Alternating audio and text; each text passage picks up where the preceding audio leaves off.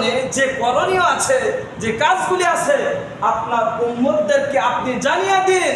এই 4টি কাজ কোনো ব্যক্তি যদি পৃথিবীর মধ্যে যদি করতে পারে, আমি আল্লাহ সুবহানাহু ওয়া তাআলা ওয়াদা দিলাম আমি তাকে অবশ্যই অবশ্যই জান্নাতের মধ্যে আমি প্রবেশ করাবো। সম্মানিত উপস্থিতি, তাহলে তো এই 4টি কাজ আমরা করতে পারবো না ইনশাআল্লাহ। মানুষকে দেখার পরে সালাম দেওয়া লাগবে। এখন চিন্তা করতেছেন আমাদের হুজুর আমাদেরকে তো সালাম দেয় না, খালি হুজুরই সালাম দেবে। আমাদের মধ্যে এমন একটা চলে আসছে, আমরা বড় মানুষ, আমরা ছোটদেরকেও শ্রদ্ধা করবো, সালাম দিব, ছোটদেরকেও মসজিদে নিয়ে আসবো, ছোটদেরকেও ভালো কিছু আঞ্জামে উৎসাহিত করবো। তাদেরকে আমরা ভালো কাজের উৎসাহ করে তাদেরকে উৎসাহ করে ভ্যারাইটি কাজে, তাদেরকে উৎসাহ দিই যাত্রার কাজে, তাদেরকে উৎসাহ দিই পয়লা বৈশাখের কাজে ইলিশ খাবার জন্য। এই দিকে উৎসাহ দেওয়া যাবে না। ইসলাম যেই দিকে আমাকে আপনাকে বলেছেন এই দিকে তাদেরকে উৎসাহ দিতে হবে, ভালোবাসা দিতে হবে, মহব্বত করতে হবে।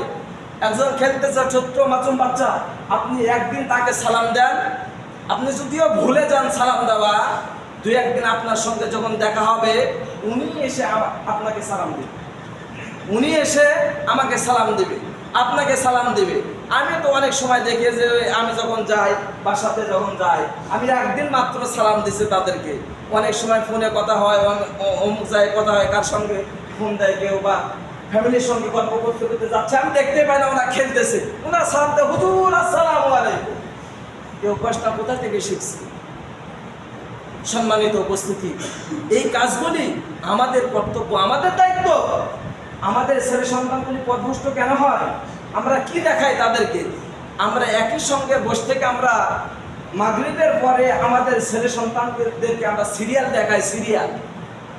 স্বামীও বসে আছে, স্ত্রীও বসে আছে, জড়াজড়ি করতেছে, আমি ডাইরেক্টলি কথা বলতেছি, জড়াজড়ি করতেছে, নাচতেছে, কুদতেছে। এই জিনিস ছেলেও দেখতেছে, অনেক সময় ছোট্ট ছোট্ট মেয়েও দেখতেছে। ওনারা আশ্রিত করতেছে, আমরা খালি একবার খালি এই পাওয়ার খালি পাই, এই বয়স খালি পাই তারা।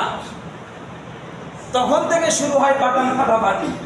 সম্মানিত উপস্থিতি, আমি যে কথা বলি আপনাদেরকে আমি বললাম, আমি সহ আপনাদের সকলকে এই 4টি বিষয়ের উপর, এর জন্য রাসূলকে বলা হয়েছে আপনার উম্মতকে বলে এই 4টি বিষয় তারা যদি মূল্যায়ন করে দাম দেয়, আমি আল্লাহ সুবহানাহু ওয়া তাআলা কথা দিলাম তাদেরকে অবশ্যই অবশ্যই জান্নাতের মধ্যে নিয়ে যাব। আমি সহ আপনাদের সকলকে আল্লাহ সুবহানাহু ওয়া তাআলা 4টি বিষয়ের উপর আমল করার মতো তৌফিক দান করে দিক।